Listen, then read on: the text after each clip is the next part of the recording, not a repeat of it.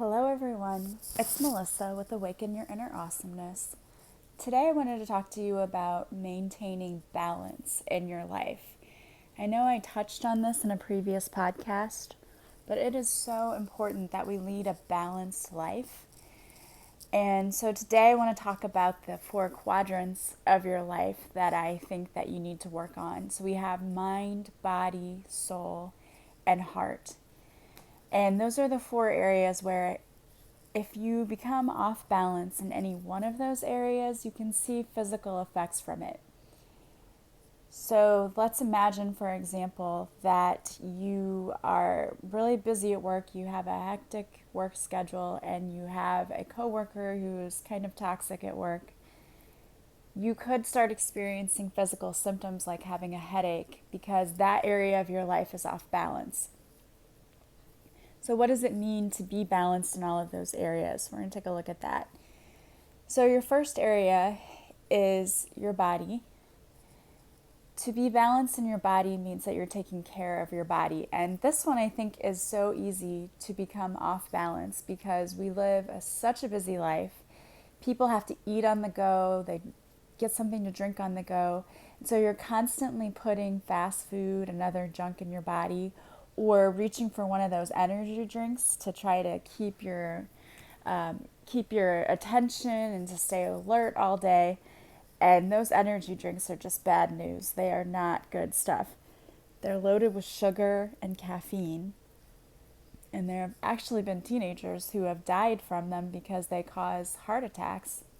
So if you're one of those people who really grabs the energy drink, try to stay away from those if you can. Try to find a better way.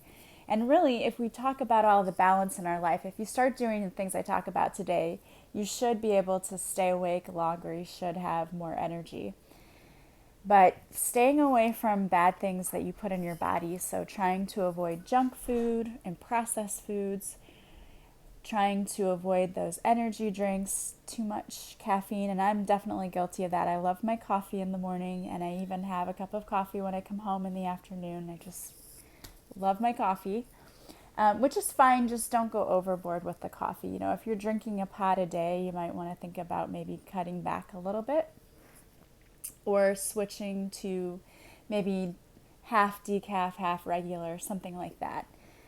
Making sure that you're drinking lots of water in a day. You should be drinking half of your body weight in water, which usually comes out to around 8 ounce glasses of water a day. And that's another area where I struggle because water has no flavor. It's super boring. But you can spice it up. You can add fruit to your water or herbs. Sometimes I like to do strawberry and basil. I slice up strawberries and add basil to the water. Or I'll do lemon and mint or cinnamon and apples. You can get really creative with the flavor combination. And if you leave the water, fill up a nice water container. So if you have a water bottle, sports bottle, fill it up with water and then the fruit and then put it in the fridge overnight. And sometimes those flavors then get really strong and that makes it even better. But try to drink at least 8 ounces of water, 8 ounce glasses of water, a day if you can, because we need to flush out those toxins in our body every day and stay hydrated. Make sure that you are eating some fruits and vegetables every once in a while. I hope that you are. If you're one of those people who grew up picky and you didn't like any fruits or vegetables, try to come up with creative ways to add them to your foods. You can, for example, if you don't really like broccoli, you can add cheese to it. You can add zucchini. Instead of using noodles for something, you can spiralize zucchini, and it really just takes on the flavor of whatever sauce you put on top, but that's another good way to get in some vegetables. Smoothies are great because they taste really good if you have the right flavor combination, and you can add lots of fruits and vegetables there. But try to get in healthy foods, try to get lots of water, cut back on the caffeine. I'm not saying cut away at all because trust me, I have to have my coffee. You do not want to mess with me if I have not had my coffee in the morning, and my students would probably run and hide if I came in there and I didn't have my coffee. The only time I ever gave up coffee was when I was pregnant, and then my doctor said, well, you could have had a cup of coffee a day. I was like, what? I really wanted to throat punch him because I gave up coffee for no reason. So make sure you're just cutting back. Same thing if you like to have a drink now and then, that's fine too. Just, all things in moderation. The other thing with your body is that you need to keep moving. We get very sedentary, especially if you have an office job and you sit in a cubicle all day or you sit at your desk. You don't get up and move very much. That's really bad for your body. It's bad for your circulation, and it's bad because there's no exercise going on, and it's bad on your joints and your muscles. So try to work out every day if you can. You don't have to go to the gym for 2 hours and, you know, kill yourself. It's not about that. Really, it's not. It can be as simple as just getting outside and going for a quick, brisk walk. Or when you get up in the morning, do a 15-minute workout routine. It doesn't have to be very long. You don't even have to join a gym. I mean, all the gym people are going to hate me, but you don't have to join a gym to get healthy. I mean, you really don't. You have all the tools you need right at your fingertips. If you have access to YouTube at home, you can look up workout videos. You can buy free weights and a yoga mat and just work out at home. I honestly used to go to a gym several times a week, and then I noticed that it was getting harder and harder to get myself there because, I'd get home from work and say, oh, I have to do this, and it's going to, then there's the drive time to the gym, and then I have to wait for the class to start, and the class isn't convenient because it's at this time instead of this time. I gave myself so many excuses not to go, and I decided that I was going to start working out at home because I didn't have any excuse. The gym was right there. So that kind of kept me in line and kept me going to work out at home. Find a fitness partner, a workout buddy. That will make it fun and somebody that can hold you accountable.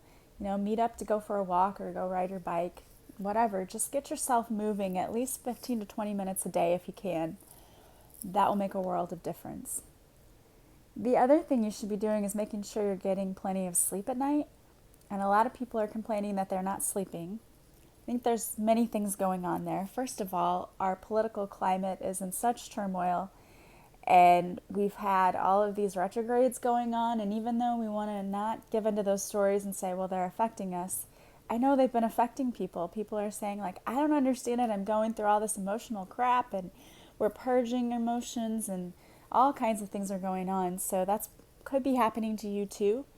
And if it is, it might be making it harder to go to sleep at night because when you want to go to sleep, your brain's like, no, let me remind you of the 50 things that you thought about yesterday that we didn't, finish, and all these things that happened to you in the past. Let's bring that up now when you're trying to go to sleep. At least that's what my brain tries to do. But there are ways you can get around that. I think if you're exercising and you are getting the proper nutrition, that sleep just kind of naturally works its way into that that category, because when you work out, it makes you tired at night. You've had a long day, and so you sleep better. But doing yoga before you go to bed is a good idea, and that's another way to get in your movement for the 15 minutes a day at least. Yoga stretches you out, and then every time I've ever done yoga right before bed, I slept like a baby afterwards. I don't know what it is. You don't really even, it's not strenuous at all, but I guess it's just very relaxing. So yoga is a good thing to try. Another good thing to try if you're having trouble sleeping is Reiki. It definitely makes you relaxed, and I've had so many people tell me that it's helped them sleep at night. So consider Reiki, and if you're interested in a session with me, you can jump on my website, or you can message me on Facebook. I'm just under Melissa Ann, but I have my Facebook page, Reiki with Melissa Oatman. That's a good thing to try. Another thing is you could do a guided meditation to help you sleep at night, but make sure you're trying to get 8 hours of sleep if you can, or as close to it as you can. And that's not always easy, but sometimes I think we stay up watching TV until midnight or 1, when really we should turn it off and go to bed and try to get those good hours of sleep. Your body definitely will thank you for it. So that's nourishing your body, taking care of you. The other thing is nourishing your mind. So we need to constantly, I think, learn. That's what we're here to do, and it's what our minds want. I think we crave learning sometimes. So pick up a new book, something that you wanted to read and just haven't had a chance to. Read an article. Sometimes even just listening to podcasts.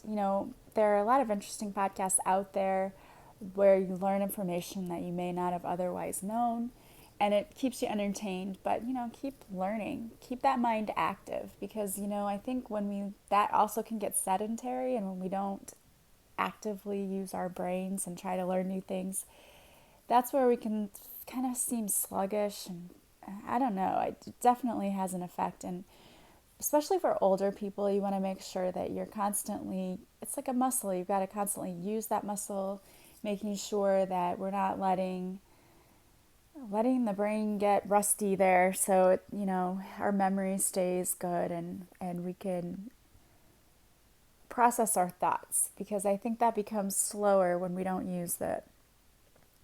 So nourish your brain. Also want to take a language. Language classes are fun, and it's definitely something that will stimulate your brain, and it's good for your brain because it actually causes you to increase your analytical thinking skills, which is great all the way around. So try a new language. The other area of your life is your heart. And your heart, when we talk about that, we're talking about your personal relationships. So make sure that you're taking time also to nourish those relationships. If you're married, make sure that you're actually spending one-on-one time with your spouse and connecting with your spouse, doing things that you both enjoy, appreciating one another, because that's a big deal. And that's a big thing. And I think a lot of people just take that for granted, like, oh, this relationship is there, and I don't really, he's always going to be there, she's always going to be there. But you can definitely grow apart if you don't work on that relationship. So make sure you're always nourishing that marriage relationship or romantic relationship. Make sure that you are nourishing your relationship with your children and your family members, and definitely with your friends, keeping in touch with them. Especially because oftentimes when we get together with those people we love, we just have so much fun. We can laugh and share stories, and laughter, they say it's the best medicine for a reason. There are actually physical responses in the body that are good for your body when you laugh. So make sure that you're always laughing too.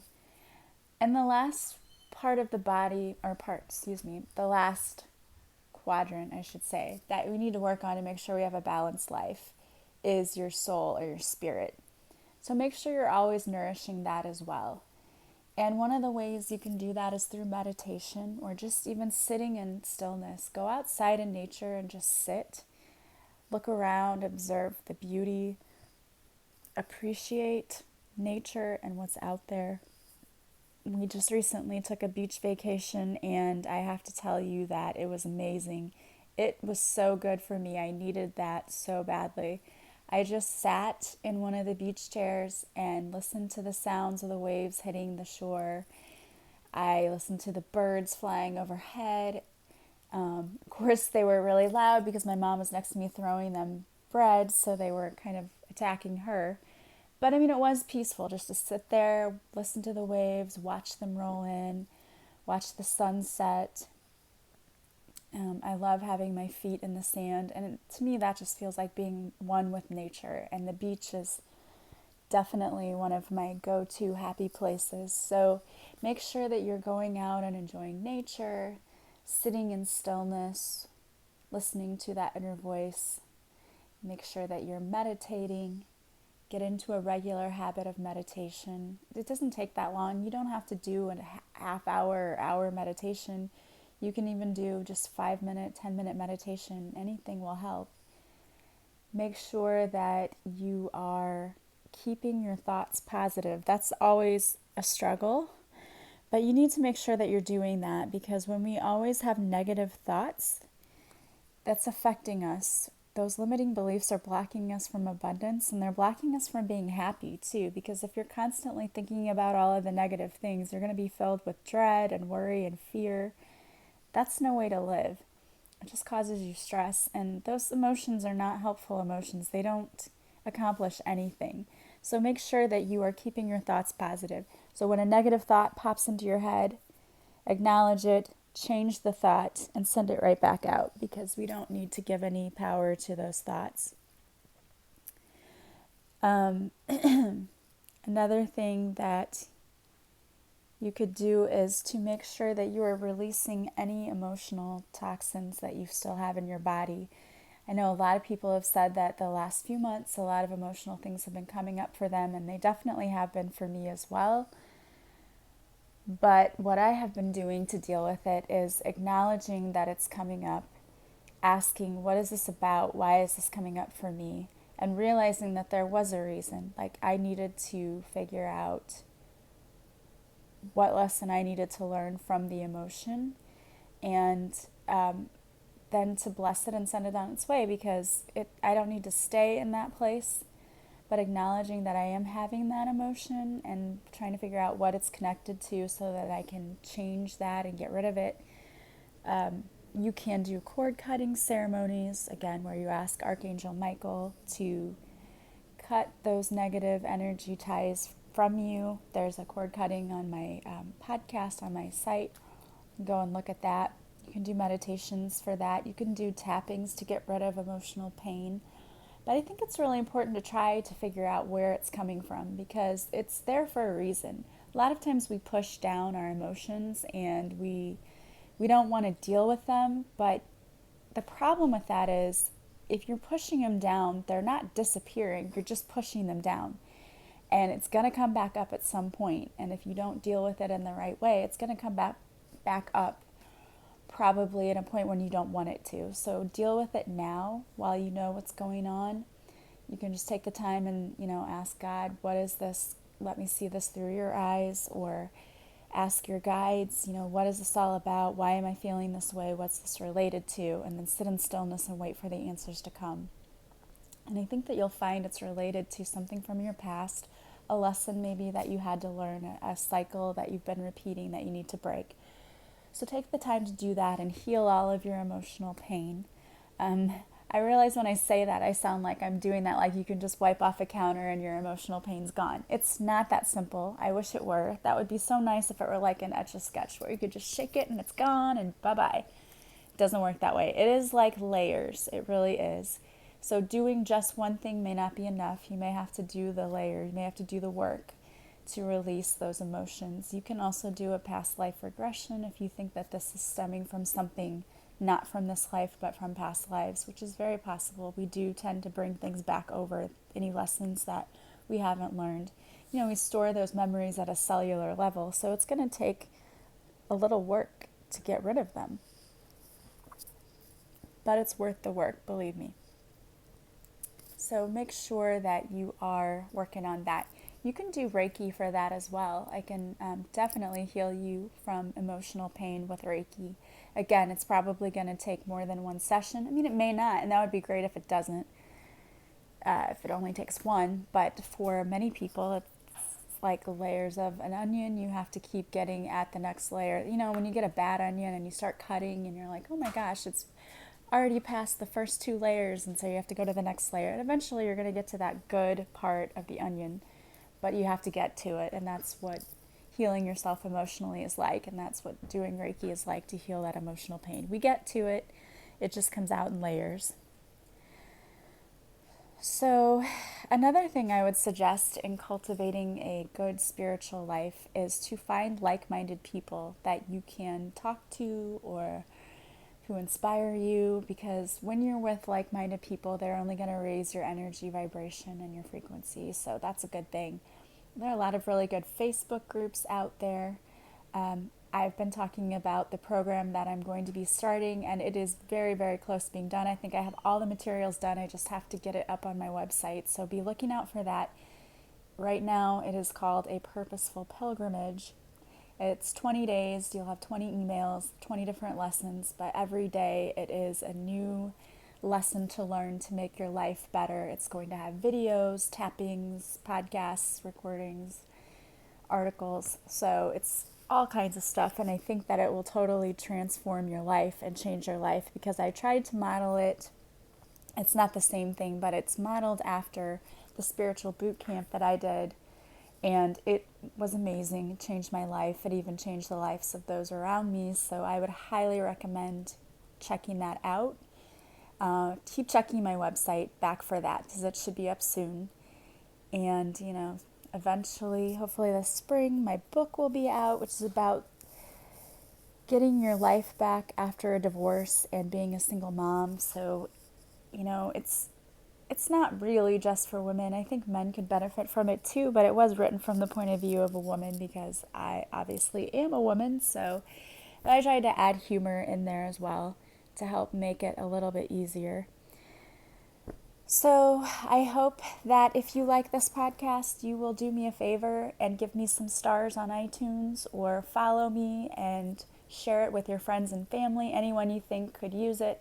I super appreciate it because I am trying to find my tribe, and I hope that you are trying to find your tribe. I think that we all end up finding one another. I hope that you have a wonderful day. I am sending you so much love and peace, and I will talk to you again soon. Bye bye.